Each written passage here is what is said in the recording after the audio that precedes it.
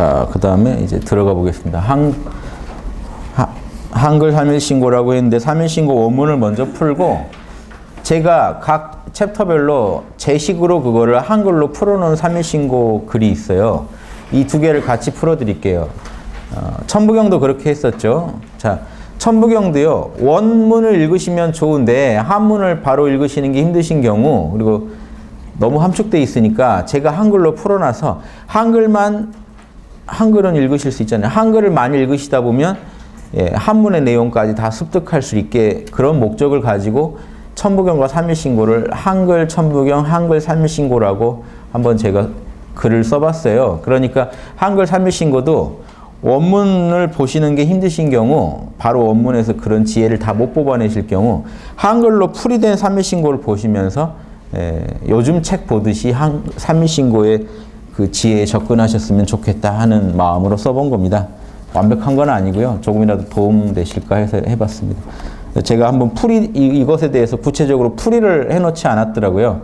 풀이하는 강의를 남겨야 될 것 같아서 이번 강의를 기획하게 됐습니다. 삼일신고 강의 자체는 이미 유튜브에 있잖아요. 그런데 한글 삼일신고도 하나씩 풀어드리지 않으면 원치지가 제대로 전달이 안 될 것 같아서 이런 시간을 마련해 봤습니다. 먼저 한문 풀어볼게요. 제왈, 원보, 팽우요. 제왈이니까 황제로 돼 있죠, 황제. 그래서 제는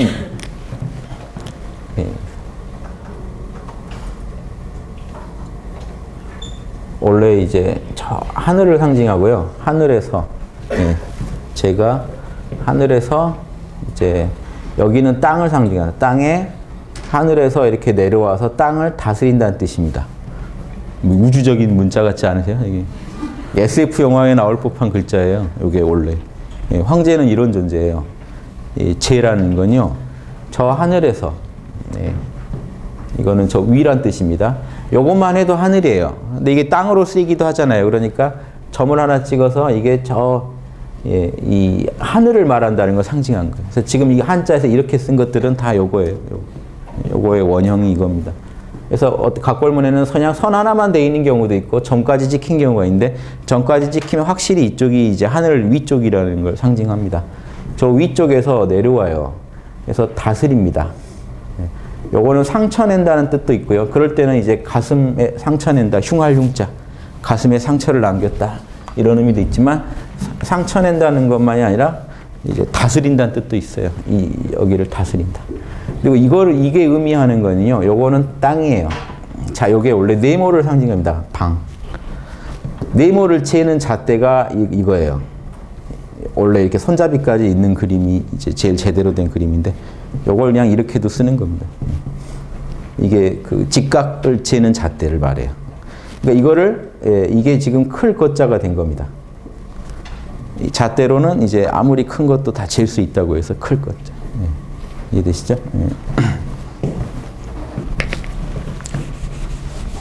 그래서 이제 이렇게 하면 만약에 이렇게만 그렸다. 그럼 여기에 이렇게 해서 이게 농기구입니다. 쟁기 같은 걸로 쟁기질을 한다. 요게 지금 사방방자입니다. 그러니까 이것도 지금 이 땅에 네모난 땅을 말해요. 그래서 원방각에서 방이 지금 방에 이 글자가 들어 있어요. 이해되시죠? 방. 그래서 그러면 이게 뭡니까? 그러면 여기다 이걸 해놨다는 건 네모난 땅에 내려왔다는 거예요. 하늘에서 네모난 땅으로 사람이 내려와서 신인이 있죠, 신인. 하늘에서 내려온 사람이 천하를 경영한다. 그래서 보세요. 하늘과 땅 사이에서 경영한다 해가지고 지금 이게 다섯 오자인데 그래서 항상 오는 동양에서 오는 황극을 상징합니다. 오황극. 홍풍구조에서도 오황극이라고 하죠. 다섯 개. 그래서 오라는 숫자는 경영자이며 하늘과 땅 사이에서 경영하고 있는 인류를 경영하는 사람. 제가 누군지 아시겠죠? 저 위에서 내려온 양반. 그러니까 지금 저 위에서 아니면 그냥 선만 그어도 돼요. 위에서 아래로 이렇게 은총이 내리는 모습이 지금 우리가 말하는 이게 귀신 시자죠. 제사하는데 꼭 이 글자를 쓰는 이유가 하늘에서 은총이 내려오는 모습입니다. 이걸 이렇게 이제 그리면 이렇게 됩니다. 그래서 이거를 이제 제단으로도 보는데요. 제단에 어떤 희생물을 바치고 그러면 거기서 뭔가 이렇게 은총이 내린다거나 아니면 제단이 서 있는 모습. 제단이 이렇게 세어 있는데 피 흘리는 희생물을 바쳤더니 피가 뚝뚝 떨어진다라고 풀이하기도 하는데 원형의 뜻은 저 위에서 뭔가 은총이 내려오는 거, 복이 내려오는 겁니다.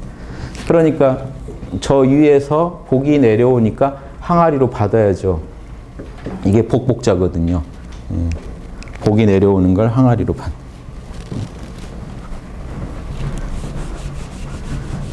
이해되시죠?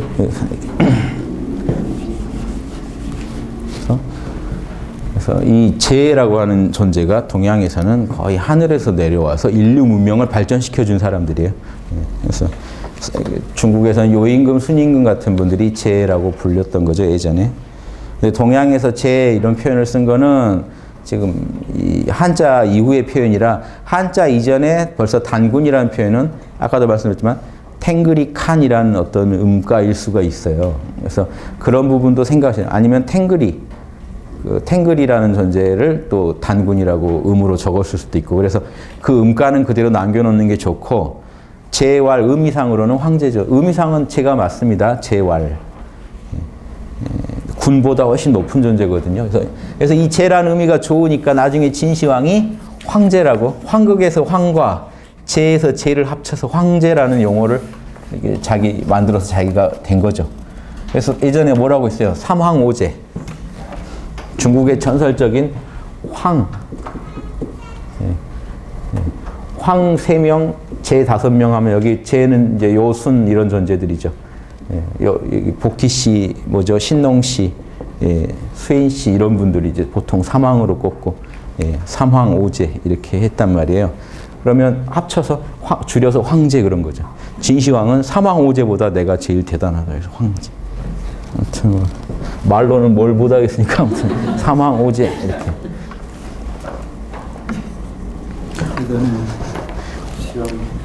황도 이런 뿔 3개 난 어떤 사람의 모습이죠. 지금 뭐 요런 존재입니다. 황, 옛날 글자가 황. 그래서 머리에 뿔이 났거나 머리에서 빛이 나는 존재.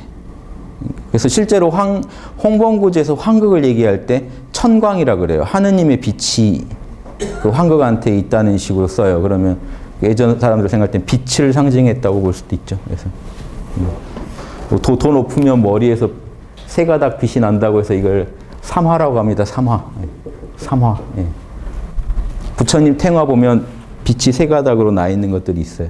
그래서 뭐 그런 걸 상징할 수도 있고 왕관 같은 왕관을 썼다는 걸 상징할 수도 있고 뭐 두루풀이가 가능해요. 딱 어떤 거다라고 못해요. 몇천 년 전 걸 어떻게 합니까? 보고 그림을 보고 그렇게 추측하는 거죠. 그래서 그런데 이제 이런 걸 마음대로 푼 게 아니라 다른 글자에서 공통으로 보이기 때문에 우리가 이렇게 추측할 수 있는 거예요. 이거 제 풀입니다. 제만 해도 지금 다른 데 풀이 가면 그냥 뭐 꽃봉오리 이렇게 풀어요. 이게 나중에 꽃봉오리 닮았다고 꽃봉오리 제자로도 쓰인 거예요. 근데 원음 예전에 황제한테 꽃봉오리라고 제라고 붙이진 않았을 거 아니에요. 그럼 들여다보면 이런 풀이가 가능합니다. 이런 거 가지고 잠 안 자고 연구하고 그랬어요. 여기 이럴 때 아니면 언제 얘기합니까? 자, 제라는 글자가 왜 생겼는지 모르면 잠을 못 잘 것 같다. 항상 이런 거에 시달렸습니다. 제가. 그러다 이제 이 정도면 강의할 만한 궁금한 거 웬만큼 풀었다 해서 강의를 시작한 거예요. 제 나름대로. 궁금한 걸 못 참아서 엄한 데 풀고 다니고. 근데 은근히 풀어보면 뭐냐면 은근히 현재 학계에서 이런 거에 대한 연구가 참 취약하구나 하는 걸 많이 느껴요. 일본의 대가가 한 갖고 올 연구 다 구해다 봅니다. 그럼 제 양에 차는 풀이가 드물어요. 참 어렵구나 이게 이런 거 하나도 어렵구나. 근데 저도 마음이 급한데 저는 빨리 내용을 알고 싶은 거지 뭐 학계에 이런 걸 가지고 이쪽 전문학자가 되고 싶은 것도 아니고 마음은 급한데 뭔가 전문학자들 글을 봤는데 양에 안 찰 때 정말 답답합니다. 이걸 또 그럼 내가 해야 되나 하고 또 이 시간 내서 한자를 한참 풀어보고 양에 차는 정보를 얻은 뒤에 다시 제 본업인 또 철학으로 돌아가고 이런 짓을 많이 했습니다. 그래서 저는 궁금한 것만 연구했다고 하는데 사실 여러 분야에 걸쳐서 연구할 수밖에 없었던 게 거기서 딱 제가 원하는 정보들을 못 얻으면 또 그 분야 전문가들한테 물어봐야 되고 또 연구를 좀 해야 돼요. 저도 같이. 제일 좋은 게 연구가 잘 된 분야가 제일 좋아요. 그런 정보 인터넷에 올려주시면 딱 날로 먹으면 되거든요. 그런데 날로 먹을 수 없는 게 너무 많아요. 이쪽 동양학은. 다 제가 다시 해야 돼요.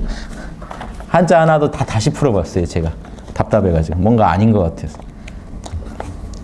저것도 꽃봉오리 제 그런데 양에 차나요? 그러면 여러분 보시다가 꽃봉오리구나 이러시면 안 되죠. 아닌데 이 그림이 꽃봉오리를 그린 게 아닌 것 같은데 하고 더 추적해보고 하다가 연구했습니다. 자, 제가 단군이다. 단군이 이르시길 원보 으뜸 원자에 도울 보자니까 으뜸 도움이에요. 그래서 국무총리 재상 정도로 보시면 돼요. 총리. 총재라고도 하죠. 원보 팽우야. 신하인 가장 재상인 팽우한테 가르침을 펴는 형식으로 되어 있습니다. 자, 이런 경우 이래서 제가 단군으로 푼 이유가 원래 환웅으로 풀고 싶은데 원 가르침은 환웅 때 나왔어야 되거든요. 천부삼인을 갖고 와서 가르쳐준 분이 환웅 아닙니까? 교화주가. 그러니까 환웅의 가르침으로 나가야 되는데 팽우란 인물이 등장해 버리니까 아무튼 이 글 자체는 단군으로 보고 썼다고 판단한 겁니다. 제가. 팽우는 단군의 신하로 역사책에 등장하기 때문에 아들은 부르고 신하는 팽우고 그렇게 돼 있어요. 단군에 대한 이야기가 전해와요.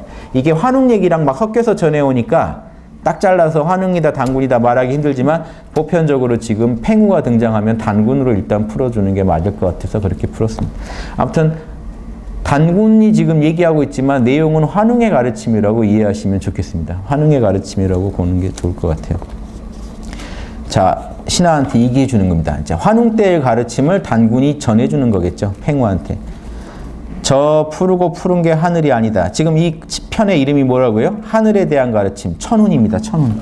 자, 이 천은 지금 뭐겠습니까? 천지, 천지, 인을 아우르는 우주적인 그 무국자리, 우주적인 씨알자리. 자, 무국이자 태극인 그 자리를 지금 얘기하는 거예요. 온 우주의 근원인 그 자리, 그거를 하느님으로 지금 얘기하고 있는 거죠.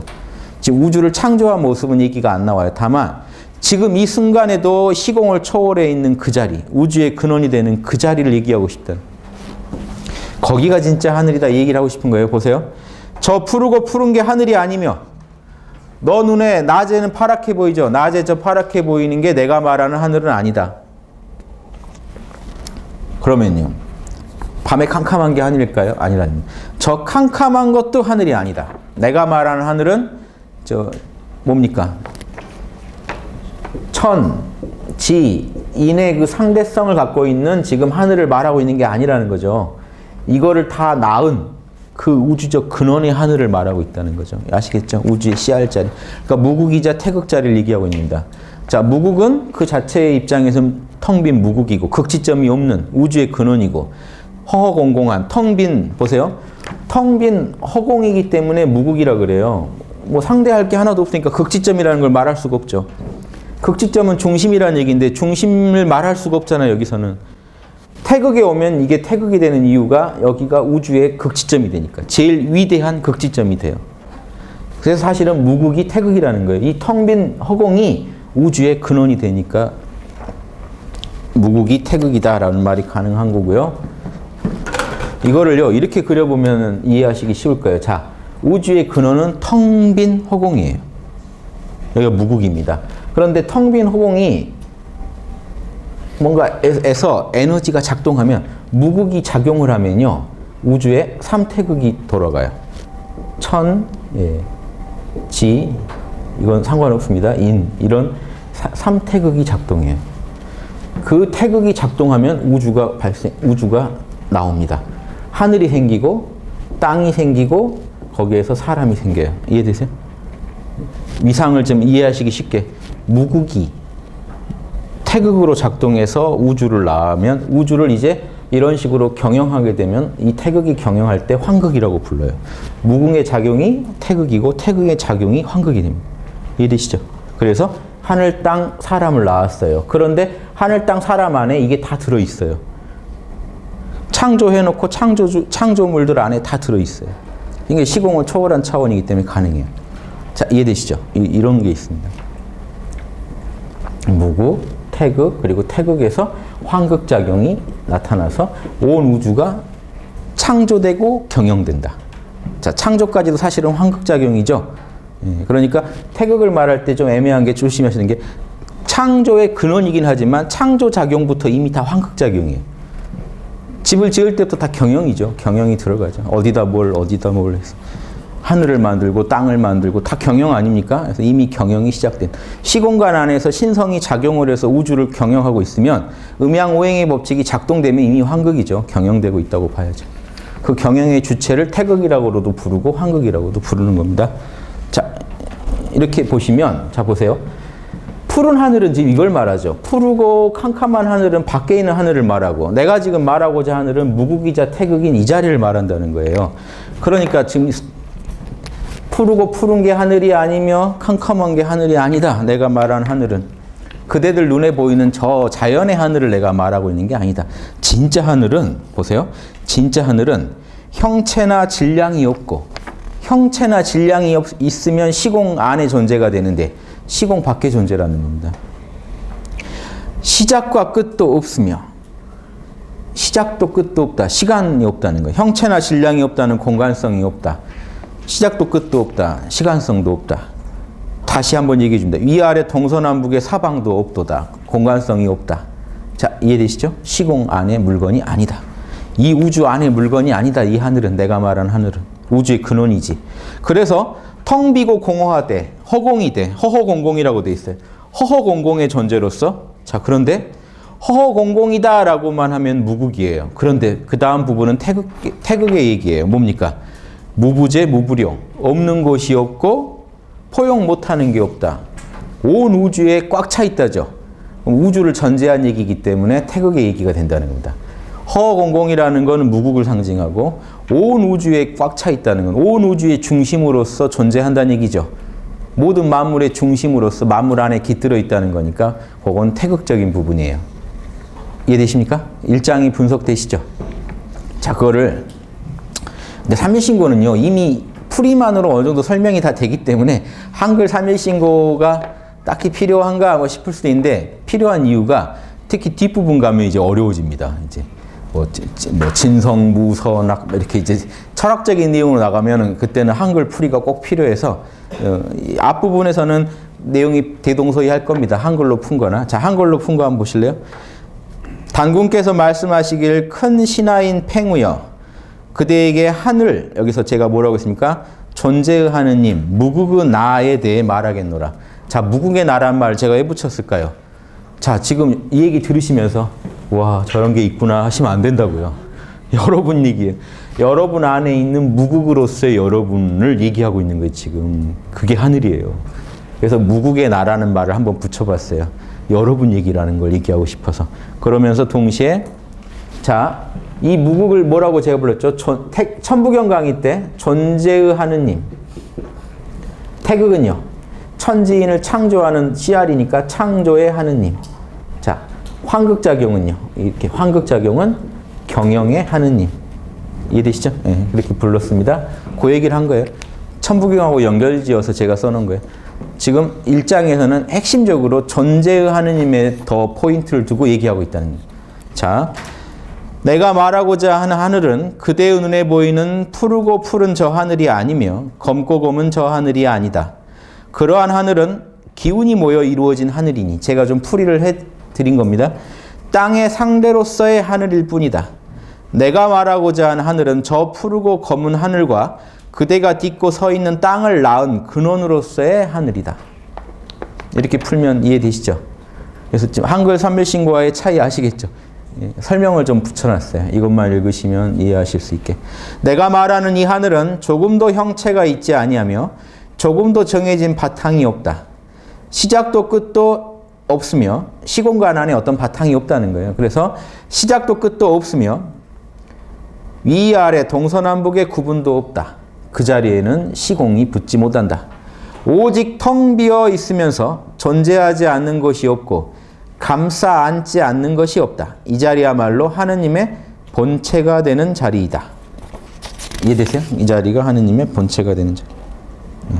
그래서 1장은 자연의 하늘이 아닌 만물의 뿌리인 태극의 바탕, 무국에 대해 설명한다. 태극의 바탕이라는 얘기는 태극 얘기도 지금 전제되어 있다는 겁니다. 자, 무국을 그냥 허공에서 얘기하는 게 아니라 만물의 근원인 그 하느님이 본래 공허하다 하는 식으로 태극에 기반을 두고 무극을 노래하고 있다는 거예요. 그래서 무극의 포인트가 있지만 태극도 그 안에 내포되어 있다는 게 아까 제가 말씀드린 게 이겁니다. 이해되세요? 일장 얘기 아시겠죠? 하늘에 대해서 이 정도 썼으면 대단한 거 아닙니까? 여러분 이거 없었으면요 창피해요. 한국 철학 가져와봐. 없어요.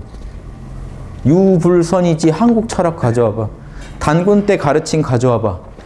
홍익인간밖에 없어요. 널리 인간을 이롭게 하자. 어떻게 이롭게 하겠다는 건데 나 철학을 얘기해봐. 없어요. 그냥 우리는 홍익할 건데요. 이 얘기밖에 더 하겠습니까? 참 천부경 삼일신고가 나와서 우리 고대 철학을 우리가 알게 된 거예요. 그래서 이게 근자에 문헌화됐다 하더라도 이게 의미가 있는 이유가 이겁니다. 우리 고대 선조들이 무슨 철학했는지 유불선이 들어온 뒤에 기록은 다 유불선에 왜곡돼 있어서 원형 얘기를 못 듣는단 말이에요. 화랑도가요. 화랑도가 신라 때 화랑도가 유불선 너머에 우리 풍류도를 닦았다는데 풍류도 철학이 지금 안 내려오잖아요. 문헌이 다 없어졌어요. 고구려 때 분명히 있었을 텐데 당나라가 고구려 멸망시키고 며칠을 태워서 그 자료를 다 태워버려요. 경관이라고 만주에 있는 고구려에 있는 모든 그런 그 유물들 모아놓은 데를 서적과 유물들 다 태워버렸어요. 어마어마하게 큰 그 경관이라고 그 관, 어떤 그런 기념관 같은 걸 갖고 있었어요. 그래서 이 유적과 유물들을 갖고 있었는데 다 부시고 태워버렸어요. 지금 남아있는 게 없죠. 그래서 이게 좋은 건 있어요. 공부할 게 없어서 머리는 안 복잡해요. 여러분 중국에 태어나셨다면 사고전서 읽어야 돼요. 돌아버립니다. 주역 하나에 대해서도 수많은 시대 각자대로 책을 써놨으니 이거 안 볼 수도 없고 보자니 죽겠고 우리는 없어요. 그래서 그나마 그런데 조선이 한몫한 게 조선이 문집을 어마어마하게 남겼어요. 뭔가 한이라도 풀듯이 어마어마한 문집을 남겼어요. 학자별로 문집을 남겼어요. 다행히 그런데 그 문집들의 내용은 성리학으로 되어 있기 때문에 인의지를 심화하는 부분이에요. 그것들이 의미가 있는데 고대 철학이 전해오질 않아서 자료가 그럼 결국 유교에서 말한 인의지에 대한 심화 연구는 있었지만 다양한 연구는 안 했단 말이에요. 지금 자료가 없단 말이에요. 유교 때는 다양하게 연구하진 않았으니까. 그걸 사고전서 안에는 뭐 유불선의 뭐 별의별 이론들이 다 연구돼서 그 안에 소개되어 있는데 우리는 그렇게 풍부하지 못하다. 그래서 대신에 좋은 거는 한국인들은 이렇게 써머리 좋아하잖아요. A4 한 장들밖에 안 돼요. 천부경 하나랑 삼일신고 하나 딱 A4로 출력해서 2개 보시면서 연구하시면 조상들의 지혜가 아닌가 싶기도 해요. 야, 그 사고전서 읽어봤자 큰 학자 못 된다. 요거 A4 2장만 읽어라 하고 딱 전해주면 고맙기도 하고 한편으로는 안타깝죠. 그때 그 자료가 없다는 게 안타깝고 한편으로는 이런 게 내려왔다는 게 얼마나 귀한가 하는 거예요. 참 너무 귀해서 말도 못해요. 이게 없었으면 제가 아무리 유튜브에서 우리나라 얘기를 떠들고 싶어도 결국 유불선 얘기밖에 할 게 없습니다. 이게 있으니까 제가 그래도 우리 철학을 얘기하는 겁니다. 그래서 너무 귀한 문헌들입니다. 저한테.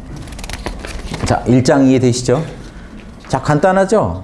그래서 예전에 제가 말씀드렸지만 거기 이해수 씨의 그 벽옥음악도라는 글에 소설이지만 그 외국 선교사가 시골의 할머니를 찾아가서 할머니 하느님 믿으세요 하니까 삼일신고를 알고 계신 할머니였어요. 아, 그 신이 허허공공하고 무부재 무부룡한 하느님 아닌가? 그러니까 맞는데요. 그래서 그런데 그 신이 우주를 티끌까지 다 창조하신 그분 아닌가? 맞는데요. 이름으로 헤아릴 수 없는 그분 아닌가? 맞는데요. 그래서 선교사가 할 말을 잃게 하는 장면이 나와요. 그래서 재밌는 상상이신데, 그래서 그 중요한 게 있어요. 이 얘기를 했을 때 누가 감히 반대할 수 있냐는 거죠. 그럼 이렇게 하느님에 대해서 정확하게 설명한 문헌이 있다는 것 우리가 자부해야 됩니다. 저기 코란에는 이렇게까지 안 나오는데 이슬람 학자들의 코란에 대해서 연구한 신학의 내용들이 삼일신고랑 똑같습니다. 우파니샤드 가면 하느님에 대한 묘사를 보시면 삼일신고랑 똑같습니다. 인도, 힌두 신학, 이슬람 신학 다 똑같아요. 왜 똑같을 수밖에 없어요? 헤아릴 길이 없고 텅 비어 있고 시공을 초월해 있고 이름 지을 수 없는 그 자리. 거기서 우주가 나왔네. 이 얘기는요. 전 세계 공통이거든요. 그래서 거기에 대해서 우리만의 독특한 어떤 시각에서 정리된 글이 있다는 거 이거 자부하셔야 됩니다. 이거 없으면 창피한 겁니다. 여러분 이슬람 요즘 자꾸 망나니 타고 다니니까 무시하지만 이슬람 신학 안에도 카톨릭보다 더 정밀하게 신에 대한 입장 정리가 있어요. 그래서 절대 형상도 안 만듭니다. 이슬람에서. 이슬람 신전에는 하느님 형상이 없어요. 그건 이 삼일신고에도 나오지만 형상으로 헤아릴 수 있는 분이 아니기 때문에 그런 확고한 신관이 있어요. 그래서 기독교에 대해서도 이슬람이 반대한 이유가 삼위일체에 반대한 거예요. 신이 셋이라고? 그럴 리가 있나? 신을 어떻게 셋으로 찢느냐 해서 이슬람에서 반대합니다. 그런 부분만큼 되게 그 이슬람이 자부하는 게 있고, 이슬람 철학이, 이슬람은 그 신학에 이슬람 그리스 로마 철학을 받아들여서 그리스 로마 철학으로 완전히 신학과 철학이 만나서 이슬람의 과학까지 최고의 융성기를 가져요. 중세에 암흑기일 때 이쪽은 융성이에요. 그때 중세에서 그 중세 신학자들이 그리스 로마 철학책을 다 어디서 구하냐면 연구서를 이슬람에서 구해다 가져가서 거기서 다시 그걸 가지고 르네상스를 일으킵니다. 그래서 이슬람이 예전에 한번 꽃피울 때 달력 다 이슬람에서 만든 달력이죠. 이슬람 문명에서 만든 달력들 갖다 썼죠. 조선도. 회해력이라고 해서 다 이슬람, 회해교가 이슬람교잖아요. 그래서 그런 것도 지금 요즘 안 좋은 모습도 많이 보입니다만 우리도 이제 자정작용을 요구해야 돼요. 이슬람 신학 아니지 않느냐고. 이슬람 신학의 골자도 내가 당해서 싫은 거 남한테 하지 말았는데 왜 그러느냐 이렇게 왜곡된 사이비 교도들이 지금 난리를 치고 있는 거죠. 그런 거에 대해서 이슬람 교 자체를 폄하하는 식으로 가는 건 옳지 않고요. 그런 것도 아셔야 됩니다. 삼일신고 보시다가 나중에 한번 보세요. 이슬람 신학의 핵심들 읽어보시면 한 사람이 쓴 글같이 똑같으니까 제가 말씀드리는 거예요. 그게 이제 두 번째 얘기가 특히 공감 많이 되실 거예요. 방금 제가 드렸던 말씀에 보실래요? 하느님에 대한 가르침, 신훈. 자, 여기서는 이제 신을 얘기하는데 보세요. 여기서도 또 신이죠. 저 하늘에서 은총을 내립니다. 즉 무형의 세계에서 유형의 세계에 뭔가 변화를 일으키는 게 은총 아닙니까? 가피, 은총 다 그런 거죠. 그래서 즉 이게요 결국 무형의 신의 작용이에요. 무형의 신이 시공을 초월한 이게 지금 결국 좀 윗상자랑 통합니다. 저 위에 이 자체가 위인데 선 긋고 또 점을 찍었으니까 이 자체도 분명히 이것도 위라는 의미를 가지고 있죠. 어느 선 위. 아무튼 이 선 자체도 위예요. 그런데 더 위를 표시해 보고 싶은 거죠. 자, 위에서 보이지 않는 곳이에요. 위는 저 하늘에서 무형의 세계에서 유형의 세계에 뭔가 변화를 일으킨다는 거예요. 알 수 없는 힘으로. 그래서 뭐를 일으키는지 아세요? 벼락을 지금 쳐놓은 건데 벼락 이게 이겁니다. 벼락을 가만히 보면 펴지죠. 누가 이렇게 손으로 열심히 펴고 있는 것 같다는 거예요. 그래서 손을 그려서 이게 지금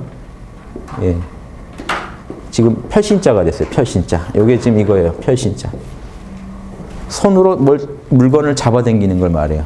자, 하늘이 보이지 않는 힘을 작용시켜서 우주 만물을 자꾸 펴낸다, 창조해낸다는 뜻이에요. 그래서 신훈에서 이 신을 가지고 얘기하는 게 좋습니다. 이 글자가 저기 실제 발견된 삼일신고에는 전서 중에 다른 모양의 신자를 쓰는데 그게 고자라고 이 신자 쓰면 안 된다는 분이 있는데 착각하시는 거예요. 글자 연구를 해보시면요. 이 전서의 다른 모습일 뿐이에요. 그게 더 옛날 게 아니고 전서가 모양이 다양하거든요. 다양한 모양 중에 다른 전서를 가지고 처음 삼일신고가 쓰여진 거를 가지고 이제 발견해서 그거 가지고 연구했거든요. 그래서 그 신자만 신자인 줄 아시면 안 되고 이 신자에 가지고 있는 의미도 중요합니다. 그래서 삼일신고할 때 지금 이 신을 써도 의미가 더 분명합니다. 절대 이 신자 말고 다른 신자 써야 된다. 옛날 거 그대로 하겠다. 뭐 이런 거밖에 안 돼요. 그래서 들어가 보시면 그게 더 옛날 글자가 아니고 전서의 다른 변형들 중에 하나일 뿐이에요. 그래서 지금 이 신자 가지고 제가 풀어드릴게요. 그래서 혹시 삼일신고 신자는 원래 저거 아닌데 하실까 봐 말씀드리고 가서 한자 사전 뒤지시면 다 나와요. 제 얘기. 자, 만물을 무형의 세계에서 만물을 인출해내고 펴내는 존재라는 지금 의미로서 하느님이에요. 그러니까 이 스토리가 딱 맞습니다. 보세요. 하느님은 신은 제 무상일이 위 없는 맨 첫 자리, 맨 꼭대기에 계시다는 거죠. 이게 태극의 의미예요. 맨 꼭대기에 있다는 게 태극입니다. 예, 계시면서 대덕, 대해, 대력, 큰 덕과 원만한 인격과 근데 인격이라고 하면 안 되겠네요. 신격이라고 해야 되나요? 위대한 어떤 덕성. 인간에서 볼 때는 위대한 인격을 갖추고 계신 것 같다는 거죠. 하느님이. 큰 지혜, 그리고 큰 힘, 큰 능력을 가지고 계시다. 자, 하느님이 모르는 게 있겠습니까? 우주를 창조하시는 분이. 창조는 왜 할까요? 사랑하니까요. 만물을. 낳고 사랑하는 겁니다. 그리고 그 낳을 수 있는 능력이 있다는 얘기잖아요. 그래서 이 대덕, 대해, 대력 이렇게 얘기하는 겁니다. 그래서 원방각으로 얘기해 보면 이 하느님이 갖고 있는 능력 중에 가장 원만한 인격은 이제 동그라미로 상징하고, 땅에서의 그 힘은 역으로 상징하고요. 중간에 세모는 지혜로 해서 덕혜력 이렇게 말할 수도 있고, 또 하나 뭐가 있다 그랬죠? 예. 무형의 지혜는 형체가 없잖아요. 형체가 없다는 의미에서는 지혜가 하늘을 닮았고, 세모는 뭔가 감정적이라는 의미에서 정서적이라는 면에서 덕이 닮았고, 예, 땅에서 힘을 발휘하는 거는 역시 여기고, 그래서 두 개 다 가능합니다. 이렇게 알아두세요. 동양 철학 힘든 게 여러 가지 기준이 그렇게 이렇게 심플하지 않아요. 상대적으로 자꾸 바꿔가면서 볼 줄 알아야 동양 철학이 잘 이해되실 겁니다. 근데 너무 어렵게 하지 마시고 제 강의 때 하는 정도만 알아두세요.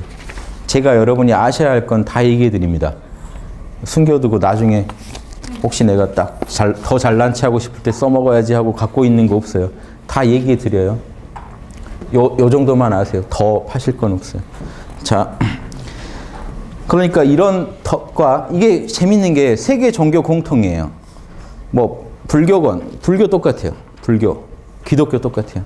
하느님을 묘사해 보라고 하세요. 지혜와 자비요, 지혜와 사랑과 힘, 지혜와 사랑과 능력, 다 여기로 귀결됩니다. 불교에서도 육바라밀이 결국 뭔데요? 지혜와 자비와 능력이에요. 그래서 돌을 닦을 때도요, 기승기신론이나 이런 데 보시면 돌을 닦을 때 순서가 이렇습니다. 반야를 닦고, 여러분의 선행, 자리입니다. 자신의 능력을 키우고, 선행을 가지고 중생을 구제합니다. 이타. 항상 이 스토리로 가요. 지혜를 갖고 먼저 능력을 갖춘 다음에 중생을 도와주는. 이게 능력과 덕의 차이예요. 능력은 여러분 역량이 커졌다는 거고, 덕은 실질적으로 남들이 도움을 받았다는 얘기고요. 반야는 그 지혜를 갖고 있다는. 이해되세요? 항상 태승기신론도 이런 식으로 봅니다. 반야와, 그리고 여러분이 실제 선행을 할 수 있는지와, 그 다음 그 선행으로 남을 구제하는지. 항상 이런 식으로 설명해요. 다 결국 만나요. 그래서 지혜와 사랑과 힘 안에 모든 게 다 들어있어요. 자, 이 능력을 가지고 뭐 하시겠어요? 하늘을 낳고. 이때 하늘은 어떤 하늘이겠어요? 지금 이거죠. 이 신 자리가 하늘을 낳는, 하늘을 낳고 무수한 세계를 주재한다. 무수한 세계를 주재한다. 예. 하늘이 생기면요, 우주가 생기죠. 예. 하늘이 생기면 우주가 생깁니다. 새, 개. 이것도 결국 새는 시간성을 상징하고 개는 공간을 대표합니다. 이거는 밭 나누듯이 경계가 나눠졌다는 얘기예요. 새는요, 30년을 말하죠. 시간을 말해요. 새와 개는. 그래서 그 각자의 세계마다 상대적인 시공간들이 만들어진다. 무수세계라는 건 뭐겠어요? 각자의 공간과 시간성들이 만들어진다. 우주 안에. 지혜로운 말씀입니다. 그래서 무수한 세계가 만들어진다.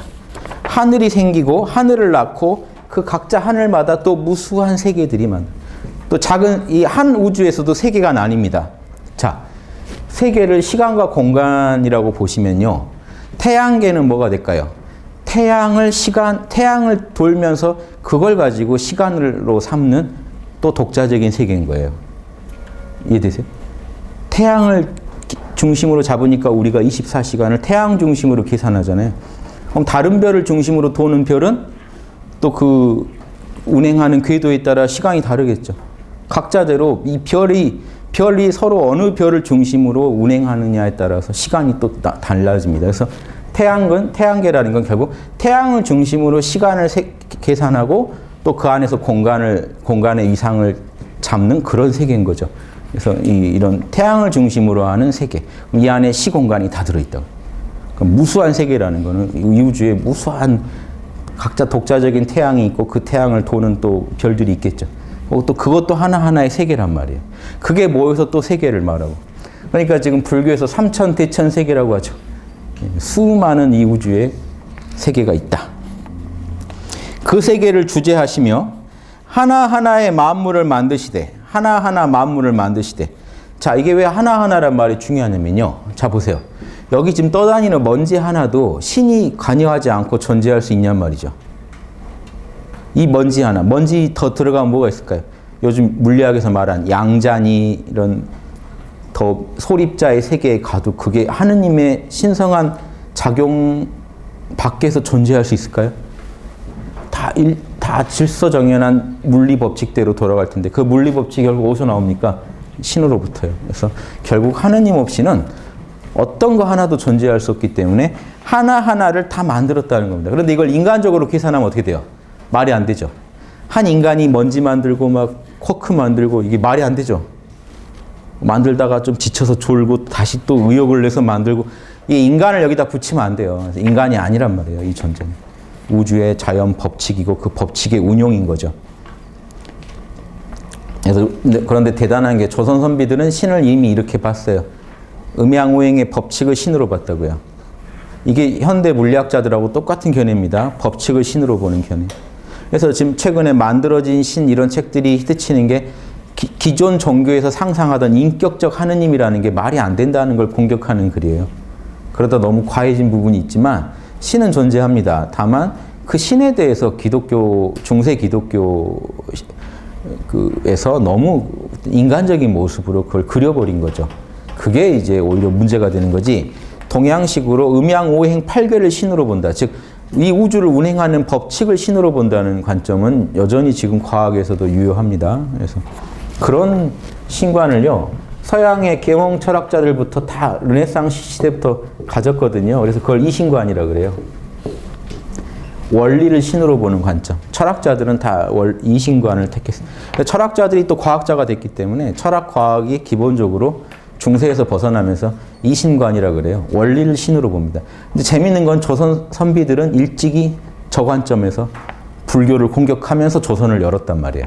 이런 면은 선구적이에요. 서양 르네상스 그 성과가요. 조선 초기에 이미 고려 말에 조선을 세울 때 이미 그런 관점에 섰다고요.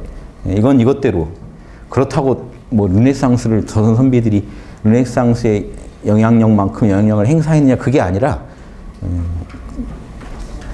동양은 뭐 했을까라는 그런 식으로만 보진 마시라는 겁니다. 저쪽에 잘하는 거 이쪽이 더 잘한 것들도 있다는 겁니다. 자, 이렇게 하나하나 만물, 즉 원리가 없는 게 없으니까 만물을 티끌만한 만물도 다 우주 하느님의 주제작용으로 만들어진 거. 자, 그러면 보세요. 이게 태극만 말하는 게 아니죠. 맨 꼭대기는 태극이 맞는데 그 태극이 하늘을 열고 세계를 하나씩 다 만들고 만물을 하나하나 만들어 간다는 건 이미 환극의 영역이죠. 경영을 하고 있잖아요. 예. 지금 현상계 안에 있는 존재들 경영해서 자신의 원리를 현상계 안에서 구현해 가고 있지 않습니까? 티끌만한 것 하나도 빠뜨리지 않으셨다. 티끌까지도 요즘 같으면 진짜 뭐 쿼크니 양자니 하는 세계도 다 만드셨다. 밝고 밝으며 신령스러워. 자, 한자 보세요. 소소영령이라고 돼 있죠. 밝고 밝고 신령스러워. 탄어 스님이 그 아까 참나 자리를 소소하다고 광명하다고 했듯이 광명하고 신령한 자리예요. 광명하고 신령하서 감히 그분을 이름지어 헤아릴 길이 없도다. 이름도 못 붙이겠다 이겁니다. 우리가 하느님이라고 이름을 부르지만 이 이름도 진짜 이름은 아니다 이겁니다. 이름으로 헤아릴 분이 아니다. 이게 노자 일장이랑 똑같죠. 노자 일장의 도가도 비상도가 뭔 말입니까?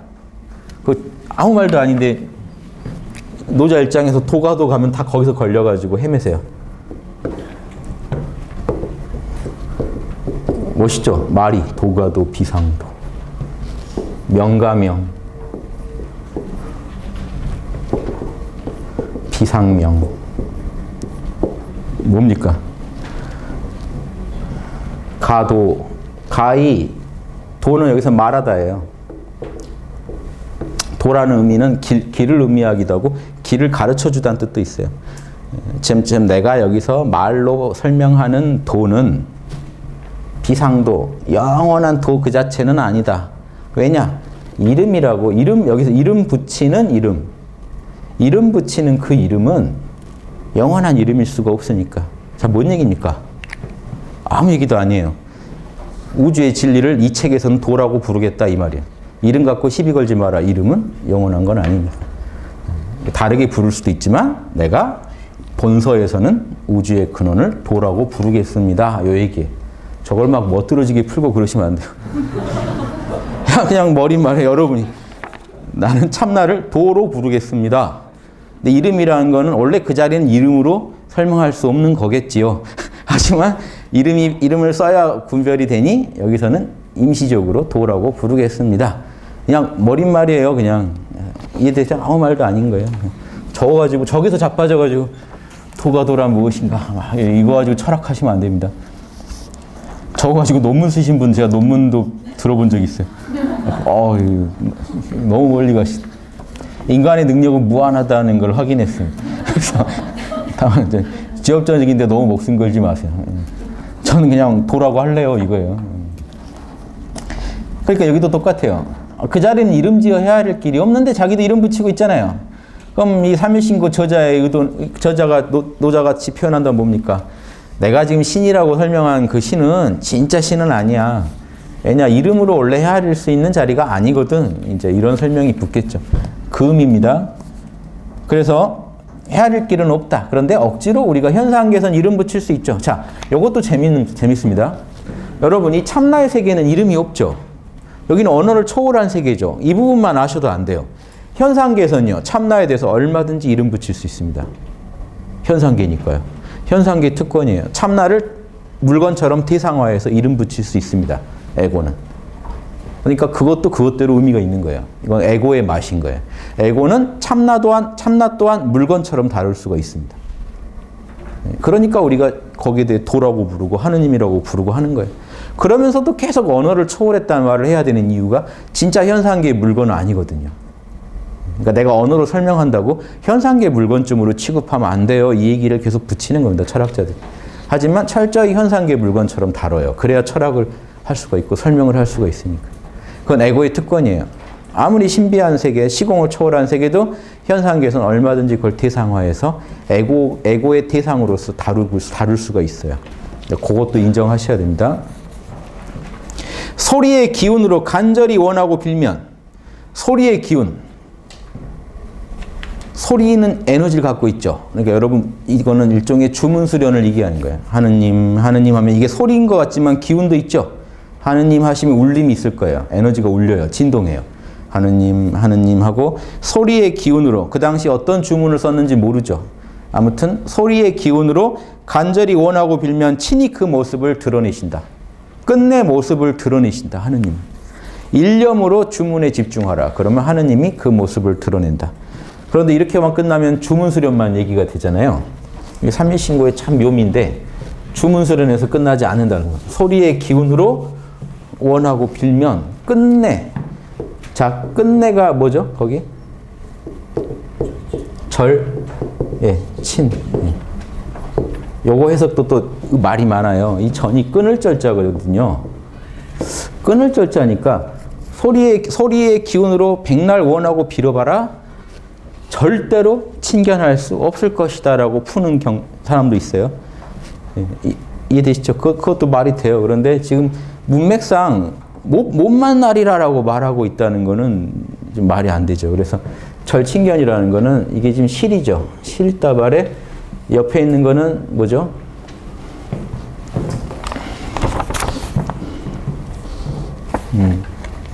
지금 우리 그 색이죠. 색이 뭘까요? 색. 이게 뭐 남녀 관계 맺는 그림을 그려놓은 거다는 막 야한 한자풀이 책까지 봤는데요. 그게 아니고 사람이 이렇게 서 있습니다. 밑을 삽으로 파고 있는 모습이. 뭘까요? 색이 그렇게 위험하다니. 자기 발밑에 굴을 파고 있는 격이라는. 무너지겠죠. 함정에 빠질 그런 위태로운 거라는 거예요. 색. 이거 이해 안 되시죠? 그 요즘 누가 제일 인기인가? 예전에 김수현 뭐 이런 그걸 색이라는 거예요. 보통 안색을 말해요. 얼굴의 그 묘한 색을 보면 사람 마음이 흔들려가지고 경국지색 여자 얼굴이 묘한데 그 얼굴 빛을 보면 남자들이 나라도 무너진다는 거죠. 흔들려가지고. 그러니까 남자나 여자나 아무튼 그 색이라는 건요. 특히 여성을 주로 얘기 전에 얘기한 거죠. 그러니까 남자들 마음에서 저 글자를 썼겠죠. 다 공감했겠죠. 그렇지. 색은 그런 거지. 패가망신하는 아주 그 정도로 딱 이쁜 얼굴 색을 보면 모든 게 흔들리더라, 무너지더라, 이런 걸 상징한 거예요. 예. 아주 위험하다는 걸 상징해요. 예. 그래서, 아니면 이게 그런 의미도 있고요. 이렇게 풀 수도 있어요. 요게, 지금 몸을 구부리고 있거든요, 살짝. 일반 서 있는 자세는 아닙니다. 이런 거 보통 이제 위태롭다는 걸 할 때도 몸을 구부린 모습을 쓰는데 이걸 들고 삽을 파고 있다는 건요. 요게 이 색이라는 게 막장까지 굴을 판다는 뜻도 있어요. 막장까지 파면 막장까지 가게 만든다는. 막장이 어딜까요? 굴의 맨 끝이요. 맨 끝까지 가게 만드는, 사람을 끝까지 가게 만드는 그 묘한 여자의 그 안색을 지금 색이라고 부른다고 보시면. 그러면 이게 합쳐지면 어떨까요? 실에 막장까지 간 거를 지금 끊을 절자라고 해요. 실 끊어진 데가 뭡니까? 그 실의 맨 끄트머리죠. 굴로 치면 맨 막장이죠. 마지막까지 도달했다. 그럼 절친견은 뭘까요? 끝까지 파들어가면 된다는 거예요. 끝까지 파들어가면 친견할 수 있다. 막장까지 가야 돼요, 대신. 그러니까 몰입의 극치까지 가는 게 여기서는 막장까지. 그러면 친견할 수 있다. 이해되세요? 예, 이렇게.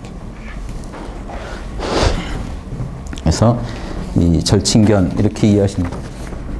한자를 파보면, 그러니까 이게 이렇게 뭐라고 써있건 간에 원형 글자를 파보면은 간단해요. 심플해져요. 저게 삽이거든요. 삽에 뭐 물건 파고 있는 거. 그러니까 밑에다 함정을 파거나 아니면 자기가 그 삽으로 굴을 파고 있는 게 돼요. 끝까지 파들어가는 게 돼요. 둘 다 이해되시죠? 그래서. 자, 그런데 여기서 이렇게 얘기하면 주문 수련에서 끝나요. 인도 요가도요. 인도 요가에 세 파가 있습니다. 시간이 이제 여기서 끝내야 될 텐데 인도 요가에 세 파가 있는데요. 처음에 지혜 요가파가 있어요. 내가 브라만이다 하는 걸 깨쳐요. 앉아서 뭐 지금 모른다만 합니다. 여기는 내가 브라만이다는 거, 아트만이다는 거 외엔 다 내려놔 버려요.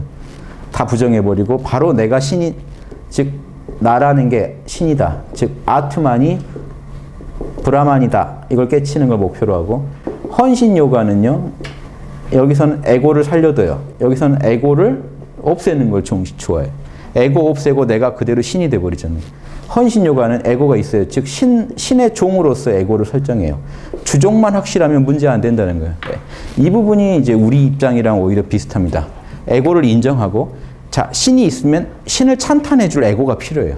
그래서 신한테 에고는 헌신하기만 하면 된다는 거예요. 순복하기만 하면 그대로 도도 없고 다 할 수 있다는 거예요. 자, 헌신 요가. 그 다음, 이제 이걸 헌신 요가가 박티 요가라고 하고요. 그 다음에 이제 카르마 요가. 이거는 이 선행을 하자는 거죠. 선한 행을 하되 선한 행을 초월하자는. 그래서 욕심을 버린 행동을 통해서 선한 행을 하되 선한 행을 한다는 것도 내려놓음으로써 우리가 그대로 이 신과 하나가 될 수 있다. 자, 이런 입장인데 삼일신고엔 저 입장들이 다 나와요. 자, 선과 덕을 닦자 하는 건 카르마 요가랑 통하고요. 실제 행위를 하자는 거예요. 행위를 하면서 해탈하자.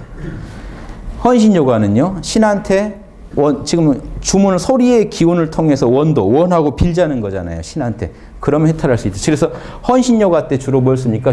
주문을 써요. 주문 수련을 합니다. 신의 이름을 암송하면서 헌신해요. 자, 지혜 요가는요. 그런 거 안 하고 앉아서 그대로 이 자신의 에고를 초월한 자신의 신성에만 집중해요.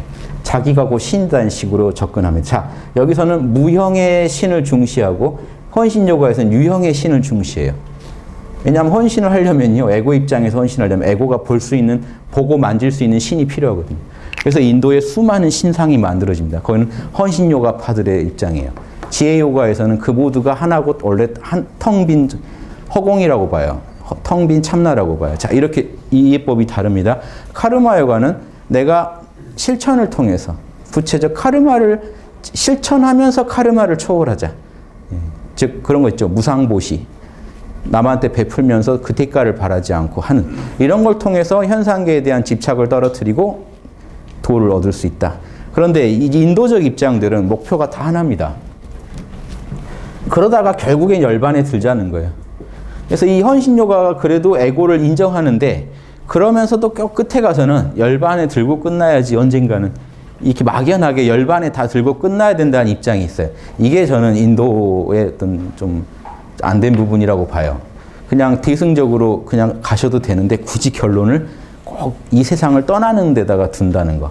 하지만 수행법은 비슷하죠. 마찬가지로 삼일신고는 현상계를 완전히 떠나자는 건 아니지만 이 방법론들은 똑같습니다. 즉 헌신, 신에게 헌신하자는 입장이에요. 소리의 기운으로 원하고 빌면 신에게, 신을 간절히 보겠다고 반드시 신이 보여준다. 그러면 뭔가 유형의 신을 보는 것 같잖아요. 그런데 절묘하게 그 다음 지혜요가로 넘어가 버린다. 보세요. 그런데 자신의 본성에서 그 씨앗을 구하라. 너의 본성에서 하느님 자리를 찾아라. 하느님은 너의 머릿골에 이미 내려와 계신다. 사실은 그렇게 깨닫고 나면 너가 신이란 걸 알 것이다. 이해되세요? 주문수련, 지금 인도로 말하면 헌신요가와 지혜요가가 결합된 형식. 헌신요가를 통해 결국 깨치고 나면 무형의 신을 깨치게 된다. 이미 내 머릿속에 내려와 있는 나의 본질을 알게 된다. 나 밖에 있는 신을 만나는 게 아니라 결국에는 나의 본질을 찾게 된다. 이게 아미타 기도법도요. 아미타 연불도 예전에요. 진짜로 내 밖에 있는 아미타불을 찾는 그런 연불도 있고요. 자성미타라고 열심히 찾다가 아미타불이 눈앞에 생생하게 만져지고 보여질 때 결국 아미타불과 내가 본래 하나구나를 깨쳐서 나의 본성이 그대로 아미타라는 걸 깨치는 그 연불법이 있어요.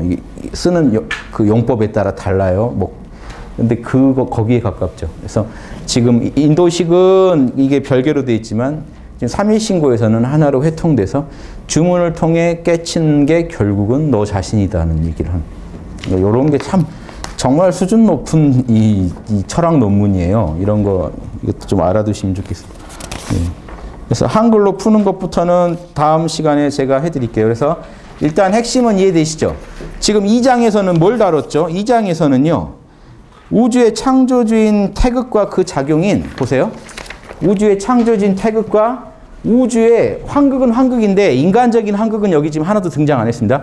우주적인 환극작용을 설명해 준 거예요. 우주적인 창조작용. 거기에 이제 뭐가 나와요? 인간이 하느님을 깨치려면 어떻게 되는지 수련법이 조금 나옵니다. 2장에. 부록으로 인간이 하느님을 만나려고 하면은 어떻게 해야 되는가? 인간이 본래 하느님이라는 거를 안에서 깨쳐야 됩니다. 그래서 이게 천도교의 인내천 아닙니까? 사람이 하늘님이다. 그러니까 바깥 하늘님한테 원하고 빌지만 결국은 내가 하늘님이라는 걸 깨치고 끝난다는 내용으로 설명이 되어 있습니다. 그래서 인도 요가랑 비교해봐도 재밌고 이 자체로 독자적인 하나의 이 수련의 체계죠. 이게 이제 좀 더 3장에 가면 구체화됩니다. 성통공환이라는 이름으로. 하늘님의 본성을 깨치고 하늘님의 공덕까지 내가 이 지상에서 완수해야만이 하늘나라 북극성 가서 그 도를 이룬 존재들과 함께 또 공부할 수 있다. 이런 내용도 이제 3장에 가서 나옵니다. 지금 말은 간단하고 한문 몇 줄 안 되는데 참 종교학적으로 철학적으로 심오한 내용들이 들어있어요. 이걸 누가 장난삼아 지을 수 있는 글이 아니에요. 고대 경전 본 따서 뭐 하나 만들어야지 하고 쓸 내용이 아니에요. 이 만든 식견이 너무 대단해요. 그래서 제가 자신 있게 소개해 드리는 겁니다. 문헌적으로는 지금 불확실한 문헌이지만 제가 자신 있게 소개해 드린 건 내용이 너무 자명해서라는 거 이해해 주시기 바랍니다. 마치겠습니다.